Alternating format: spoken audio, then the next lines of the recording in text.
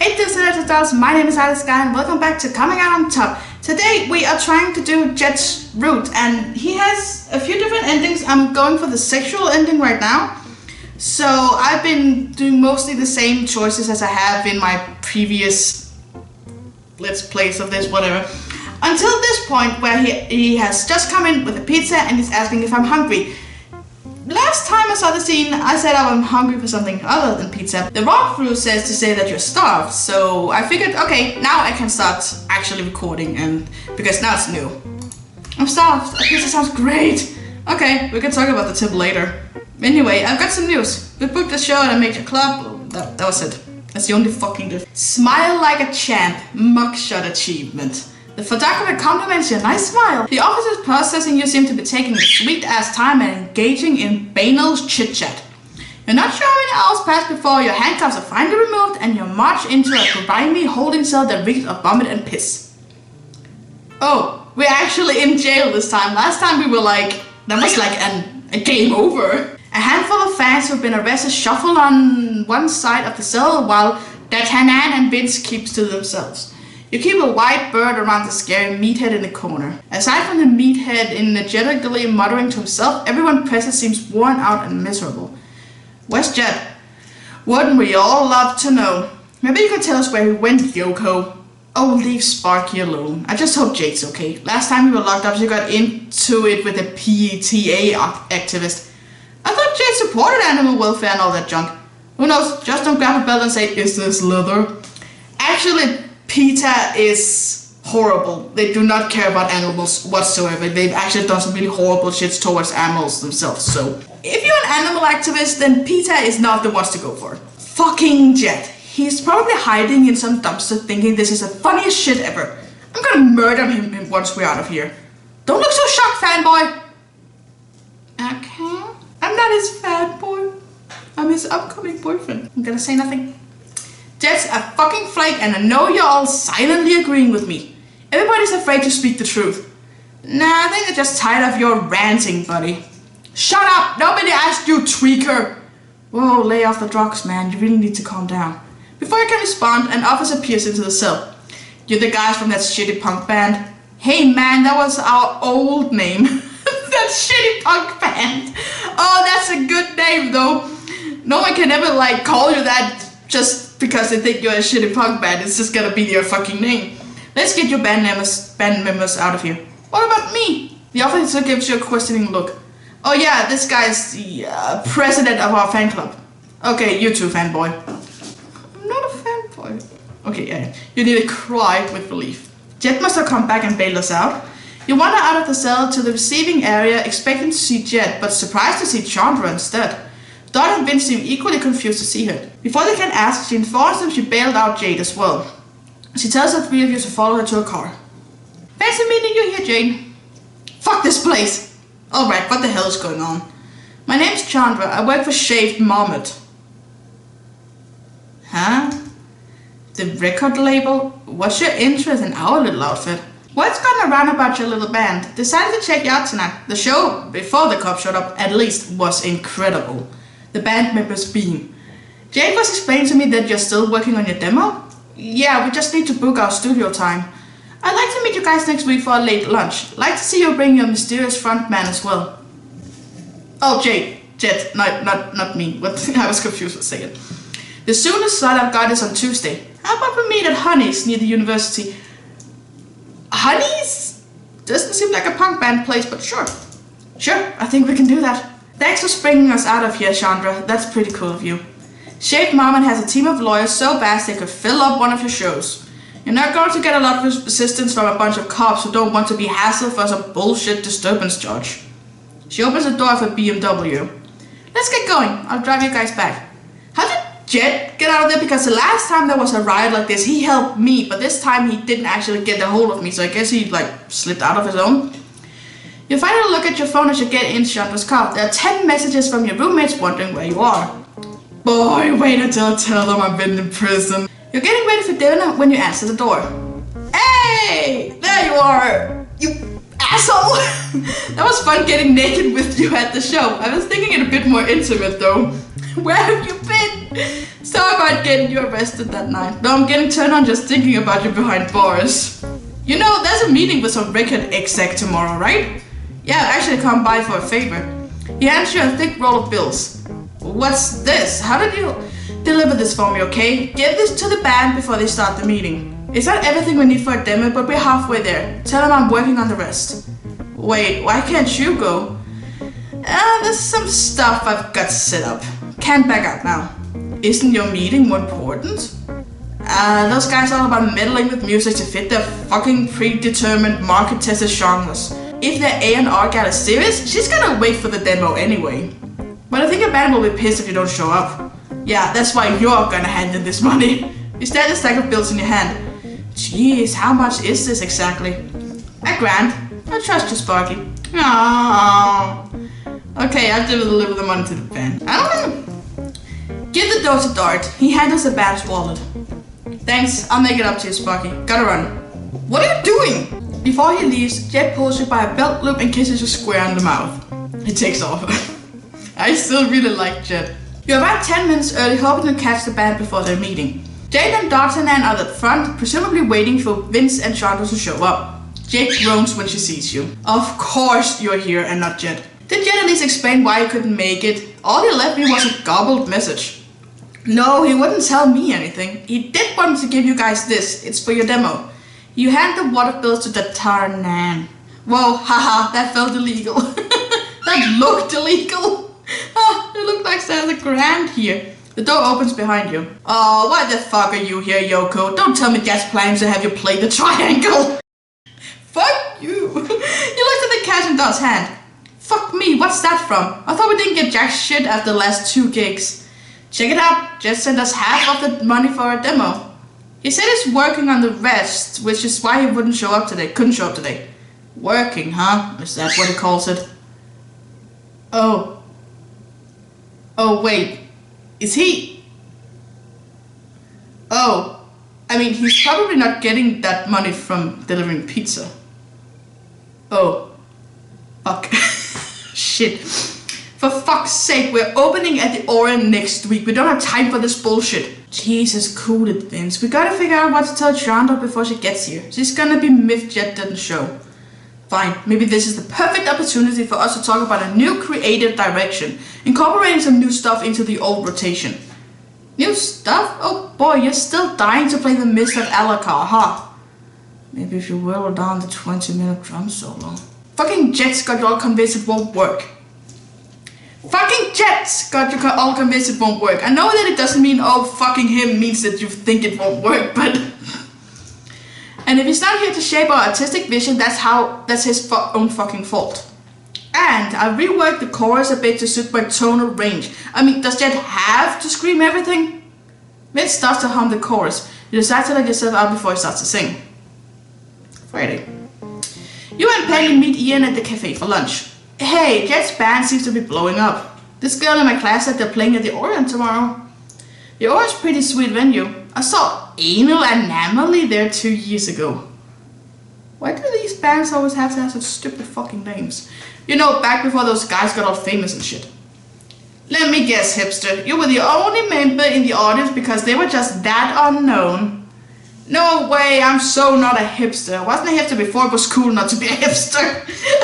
Anyway, where aren't you going, Mark? I'm kind of surprised. You plan to become the #1, do not call me a fanboy. Anyway, it's a 6-hour drive and they left while I was still taking one of my exams today. I'd be cutting it close. For one, I'm glad you're staying home. You've already done hard time for Jed. I'm sure it's just a matter of time before you end up with a rap sheet a mile long, just cause he asked you to hold his bag of wacky dust for a moment. And if you don't end up in jail, some cartel is going to be cutting you open in the middle of the desert to get the drugs out of your stomach. Ian, please, Mark's no fool. Actually, he did have me deliver some money the other day to the band. I'm sure it was no big deal. Please tell me you're kidding. You guys need to relax. All I did was deliver some money. Sure, it might seem a little suspicious, but I'm positive there's a perfectly logical explanation. Man, oh man, who just fell off the turnip train? Turnip truck, Ian. Turnip truck. You know, it might seem a little nuts, but I still trust him. It's not like that. I'm keeping my distance from now on. No, I still trust him. But you barely know this guy. He did bring us pizza twice. You ate nearly the whole thing both times, I recall. Yeah, so maybe I'll buy him a beer or two. But it's not like I'm gonna cross customs for him with a balloon up my ass. Huh? Look, I'm not some kind of brainwashed groupie, Ian. My life doesn't revolve around his every whim. Your phone goes off. You answer your phone and hear Jet's voice. Sparky? You glance at your roommates. You can hear frantic yelling in the background. Jet? I'm kind of in a mess here, Sparky. I hate to ask you this, but you up for a long drive? Where are you? We're about 2 hours east on the highway. The van broke down. We are calling all of our friends right now to try and get our asses and our stuff to the gig. You helped me out so much already, so if you say no, I get it, man. But I'll be eternally in your debt if you can get your butt up here. Okay, I mean, it's a little awkward after our conversation, but like, they're in trouble. I feel like as a friend, even just a friend, you should try and help them. Right? Sounds like you need help. I'm on my way. You're the greatest. I'm writing my next song about you. Oh, please do, actually. He gives you his location and hangs up. Okay, it's bad timing, but he's not that bad. We promise, he's not that bad. The fan broke down, okay? It's an emergency. Just remember to say no if he asks you to transport something in your rectum, okay? Okay, I get it, guys. Look, I gotta go. It's a long drive. You drive out past East Orleans, past the part where the suburbs turn into farms and the farms into nothing at all. The blacktop shimmers under the intense heat of the afternoon sun. The van has easy to spot on the 2-lane highway running east from Orleans. The smoke rising from the engine can be seen half a mile away. As you approach, you spot the band. D'Artagnan and Jet appear to be pulling various pieces of equipment out of the back while Jade and Vince peer into the engine, lost in some argument. Jet sees you and waves.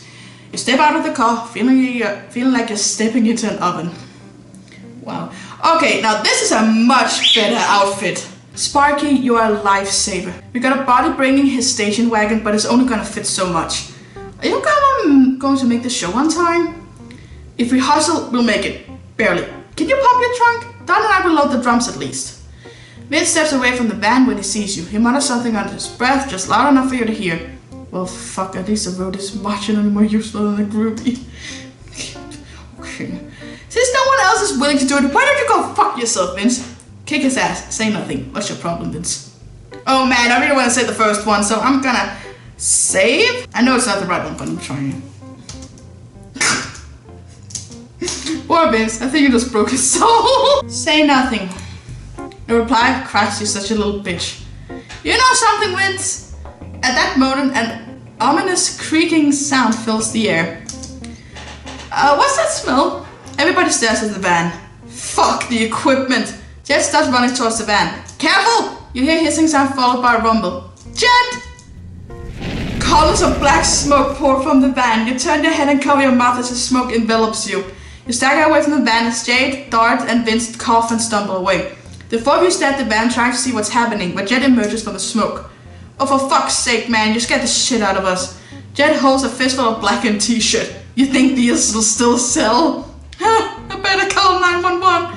He pulls out his phone. Jake groans in frustration. We just got those amps back. It's okay, I've got a plan, guys. What plan, Jet? We just lost our equipment. This is bad. I think we just fucked up the biggest gig we've ever booked.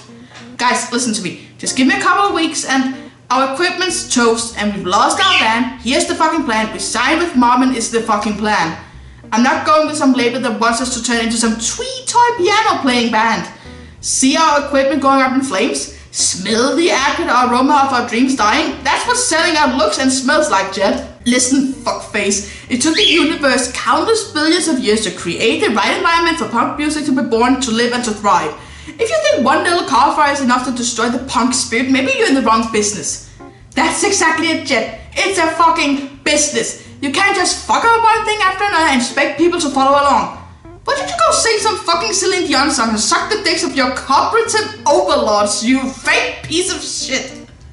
Just stop fucking everything up, asshole. This wasn't his fault.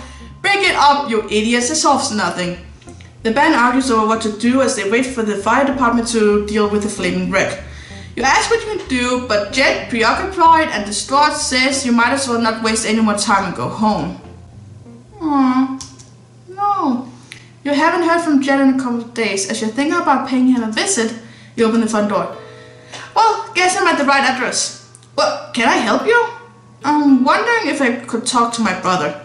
Jet, he's not here. Oh, I thought he was staying with you. Sorry, Sylvia, I have no idea where he is. See, we kind of got into a huge fight 2 weeks ago. Anyway, he told me he was moving out and I was like, oh yeah, where? With your jack-off buddy downstairs? Nothing personal. He said maybe he would and I thought he was being serious. Don't know where the hell else he'd go. Maybe he's staying with one of his bandmates? No, they're looking for him too. They rescheduled a meeting tomorrow with some lady from a record company. They want him to know that if he doesn't show up, he's out of the band. They can't just kick out their front man. You'd think so, right? But as much as I hate to say it, I know how flaky he is. Well, he hasn't been here and I haven't seen him since Friday. He won't return your calls? I can't reach him. He hasn't paid his cell phone bill in months. Even the kids at the pizza parlor don't know where he is. Great, now that asshole's got me worried. I'll see what I can do to help. Someone must know where he is. Thanks. You're a good guy, Sparky. I'm kinda sorry I, almost caught the cops on you. Oh, my name's actually Mark. Guess I remind Jet of some inmate named Sparky. Inmate? Sparky was a kid we knew at church. Church? I thought he said he knew Sparky from his prison days. Oh, prison is what Jet would call Sunday school back when we were kids. Sparky was the pastor's kid. They were best friends. Though come to think of it, it was probably something more. Aww. After Sylvia leaves, you walk into the kitchen, worried about Jet. You're perplexed about the church Oh, that reminds me of that song. What's it called? The priest demands the son, it's a really, really great song about a gay relationship, and there's a really, really sad, tragic, but with a happy ending type of music video with it. The preacher man's son. Yeah, that's what it's called. Go listen to it. It's really, really good. With the music video. You're perplexed about the church comment, though you're not entirely sure why. You spot an empty grease-stained pizza box from last night, tucked behind the garbage can. Suddenly you recall the flyer that Jet had mistakenly given you. What was the name of that church again? You fix yourself a nice snack as you try to remember. 8th Presbyterian. As crazy as it seems, something tells you should make a trip. It's Sunday, and church will probably be in session. Attend church. No way, you're kidding. Puts this all off your head. Geez, I have the nuttiest idea sometimes. No, okay. Attend church. You look up the address of the church on your phone. Well, I better get dressed. You drive over to the address, finding a space in a crowded church parking lot. Feeling conspicuous, you enter through the double doors, down a large hall, and poke your head through the doorway. Trying to stay within the shadows of the doorway, you scan the hundreds of worshippers for Jet. A man in a grey suit delivers a sermon to a large congregation. No sign of Jet anywhere. Maybe he's in a different part of the church. Just as you're about to leave, the preacher tells everyone to open the hymn books to page 210. Jesus, let's take a bath together. Music fills the room as the worshippers begin to sing. Your eyes wander towards the stage, towards the piano. Jet! I knew it! Jet's on stage playing the piano! You barely recognize him. Moreover, he plays as effortlessly as a trained pianist. You don't know how long you stand there reading from shock, but eventually the song ends. To your horror, the preacher looks straight at you. Several people turn around. I was actually you in the back. We're glad you could join us today. Is this your first time attending church, son? Jet, spotting you, breaks out into a grin. His solemn demeanor melts into a smile. Oh, that's a friend of mine. Glad you came by, Sparky. Have a seat, don't be shy. You smile through your teeth and sit down. The sermon goes on for another half hour, though it feels like an eternity. Oh, relatable. At the end of the service, as people begin to disperse, Jet walks over to you. Ah, look at you. Rejoice, brother. Oh, fuck off. Same time next Sunday. I'd rather not. What in the head? Double doggy sticks is this language, Sparky? You're in a house of worship. Okay, whatever. What the heck is going on here? Playing my heart out for Jesus. Jet, your band has a meeting tomorrow with Chandra, and your sister's been looking for you. Has she? That's sweet. I was thinking I might go back anyway. Can't even smoke a bowl here. You're living here? Yeah, I've got a cot in the supply room. Look, I still have one more performance today. Meet me at Sylvia's apartment around 3-ish. I want to show you something. Man, I can't wait to get out of this tux. My dad always hated tuxes himself. He really doesn't like them. There's too stuffy, I think. Later, you head over to Jess at 3 o'clock. The door opens right away. He ushers you in. I still don't like that cab. So how did you even find me? Nobody was supposed to know about my church gig. I remember the flyer you accidentally gave me a few weeks ago. I didn't know you were a churchgoer Christian. Ha! No, I'm just moonlighting as a piano player. I get a place to sleep, but more importantly, a real piano and a place to practice. Yeah, I was thinking there was no way he was religious. Not that I missed a noise or anything, but what happened to your keyboard? Oh, the practice isn't for the band. I'm practicing for this. Jet reaches underneath his mattress and hands you a pamphlet. A piano competition? Yup, the prize is $7 grand, which we can use for some new wheels and equipment. Oh, you know, I was gonna play Old Rage, but I decided to go with Liszt. I had no idea you play classical piano. See the box near the door? I've been meaning to trash that at some point, but I keep forgetting. You pick up a shoebox and remove the lid. The box is crammed with photos and newspaper clippings. They all depict a young boy at various points in his childhood and early teen years, usually in front of a grand piano. In some of the photos he holds a trophy, in others he wears a medal around his neck or is shaking hands with a well-dressed adult. Nice bowl cut. Hey, I was still a total chick magnet, okay? Anyhow, that's before I hit puberty, discovered the Stooges and my balls dropped. Yeah, those guys are hilarious. Mo was always my favorite. The Stooges? Whoa, really? So mainstream. Minor Threat was the shit. Those dudes were legend for a reason. Major dabs, bro. The Stooges? Whoa, really? Yeah, those guys were the shit. You're full of surprises, Sparky. Okay, so this competition's tomorrow? What about the meeting with Chandra? Her lab is full of twee bands with the ukulele and the fuzzy cardigan thing going on. Not interested in that scene.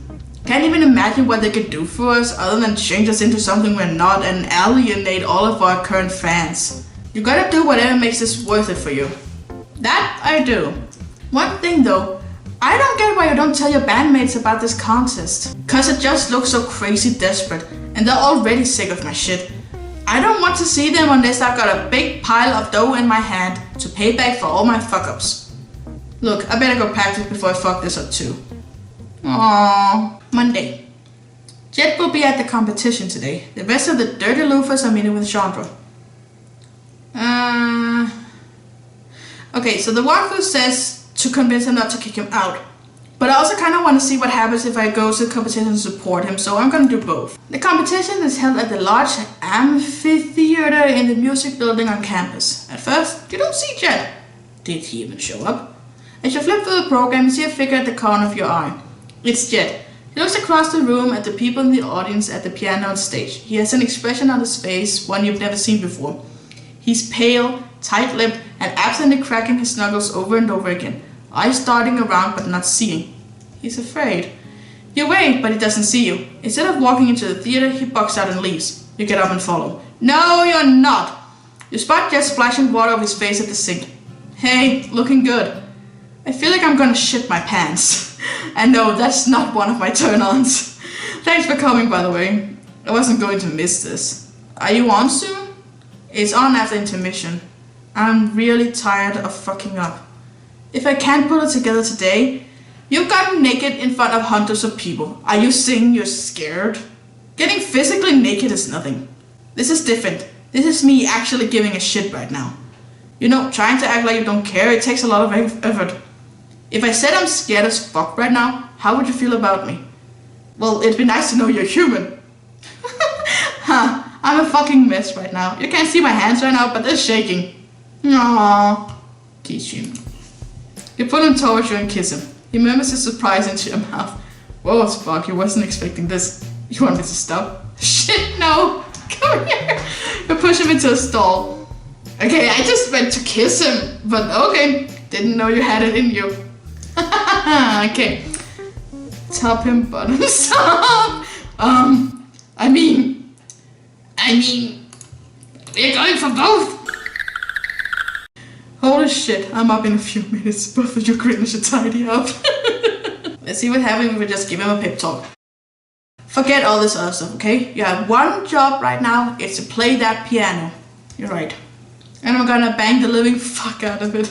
Exactly! Wait, what are we talking about again? Can't we just help to talk to the kids? Oh, okay, it's the same fucking thing either way. It stops shit no more. You should read Janice actually and change your performance to kiss them harder. Well, I mean, why not? Oh god, not you too. Alright, Sparky, I'm just gonna take a moment to collect myself here. Thanks for the pep talk and for showing up. I'm really glad you're here. No problem. Kiss him harder. His hands run over your body, down your back, pulling steps against you so you can feel this rigid erection drop against your thigh. Stop kissing me breathless. Someone might walk in. That's what the dividers are for. Enter a stall. I guess it's the same thing now. He joins you inside. Boy, is it tight squeeze and oh god. Wait, what? Here? That's not gonna. How about we just. Oh, you're prepared. That's pretty funny. That's. Wait. Oh, okay. Let's go to the actual recital then. The announcer's smooth, melodic voice sweeps over the audience. Annabelle Mataokis will now be playing Tchaikovsky's Waltz number 9, Opus 40. Miss Mataokis won second place in last year's contest and was also a runner-up in the International Van Cliburn competition. Cliburn? Sounds like Clipburn. A hush falls over the room as a young girl who looks about 13 sits at the piano and begins to play. A menagerie of notes fills your ears. The young girl's performance winds down. One by one, the performers take the stage, men, women, young and old. All of them play impressively, though nobody stands out as a sure winner in your mind. Finally, the announcer calls the next contestant. Jet Shu will be playing Liszt Hungarian Rhapsody number 2. Your heart pounds for him. You're nervous enough for both of you. Jet looks out at the audience and sees you. A huge smile crosses his face. Jet stops to play. The crowd grows quiet as the music begins to fill the auditorium. In the row in front of you, an elderly couple is sniffed with approval. Who let the riffraff in? Irritated, you shush them. Fuck you. As the piece grows more energetic, the couple in front of you fidget restlessly. The elderly woman turns to her companion, whispering, Who is that? I don't know. Obviously some commie punk. Shh. The old man flips you off by scratching the back of his head with his middle finger. You lean forward to whisper in the old dude's ear. Just so you know, I'm flipping you off with the middle finger in my pocket. I don't care. Yes, you do. No, I don't. And after you leave here, I'm gonna watch what direction you drive off in. And I'm gonna be flipping you off from the parking lot. And from my apartment, from everywhere, I'm gonna be flipping you off every day. I can't imagine Jet playing that. No matter where you are, what you're doing, just consider yourself being flipped off.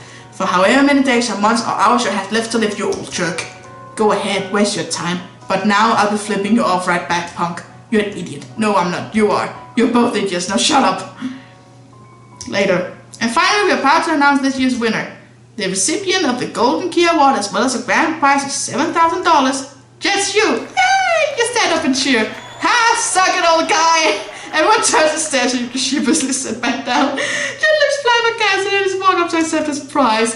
Do you have anything to say, Mr. Shu? Is this a dream come true? Yeah, it is. What will you do now? Probably buy a new van. He points at you. Thanks for all your help, Sparky. Just get off stage before I can spawn. He pulls you into his arms. Oh no! I fucked up. That's a picture. Nah.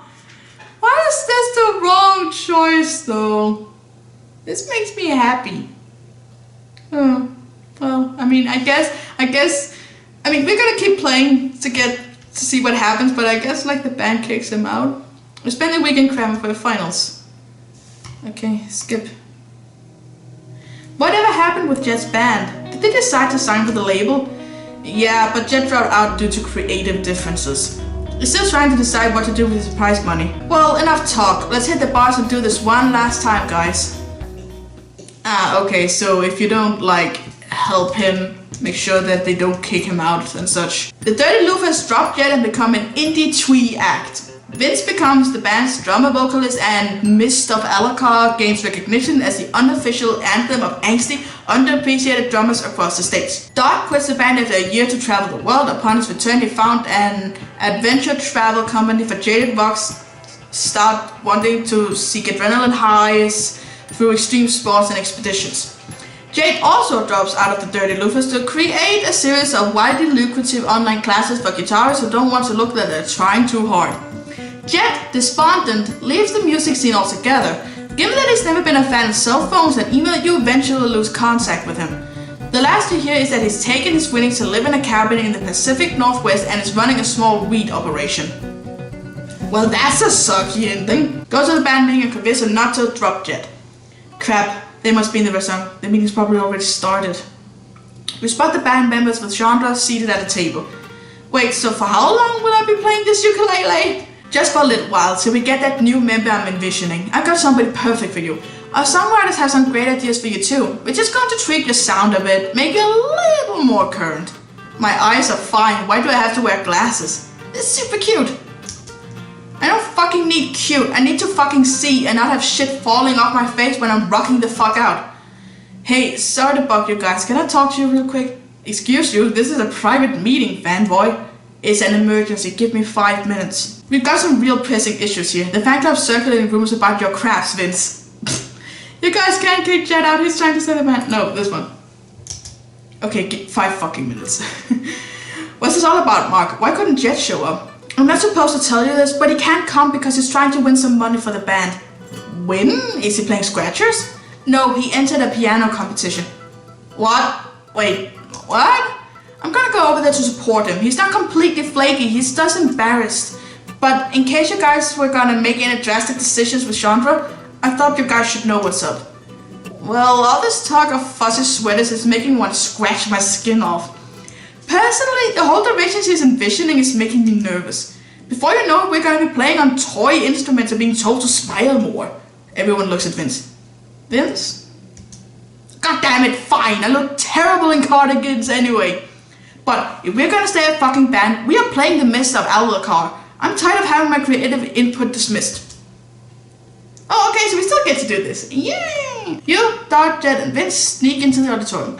The performers seem to be bringing for intermission, and you take the opportunity to settle into some seats in the back. Alright, where's that cocksucker? Dart pours over the program. Looks like he's on sometime after intermission. Did we miss him? You scan the room. Someone announces the performances will resume in 5 minutes. As the seats begin to fill up, a concerned-looking usher starts walking towards you. Before the usher can say anything, Vince flips him off and Dart emits a growl. The usher does a 180 and retreats to the other side of the room. Holy shit, there he is, all dressed up too. You all look up to see Jet lingering in the doorway. He notices you guys, turns pale, then disappears. It looks like he's freaking out. I'll go see what's up. He was quickly into the hallway just in time to see him walk into the bathroom. I don't know how you pulled it off, but you brought the whole crew. I'm impressed. Are you on soon? I'm on after intermission. I'm really tired of fucking up. If I can put this together today, blah blah blah. Kiss him. The other band members look up you questioningly as you sit down. You give them the thumbs up. Okay. Meh, I've had more inspired interpretations. Number 1, the performance, blah blah blah. Instead of polite clapping, you, Jake, Dot, and Vince scream like you're at a rock concert, making everyone within a dozen feet of you jump. Jet looks up at the 4 of you and a smile across his face.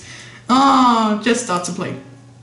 The elderly woman turns to her companion, whispering something as she eyeballs Jade, Dot, and Vince. Oh dear, are these his friends? I don't know, but this city's home to more and more of those people every year. Hey, we can hear you, you know. Yeah, but don't you shut the hell up. The people around you glare and shuts at the commotion. The old man swivels his head and says Dot in the eye. But don't you make me punk. Vince leans forward and gives the old time a good hard look. You wanna start something, boy? I used to eat shit like you for breakfast. Was that back when you had teeth and could stand up straight? I could still beat your scrawny ass, ready to get smacked around by an old man. Vince spits on him. Bring it, Grandpa. The old man punches Vince in the jaw.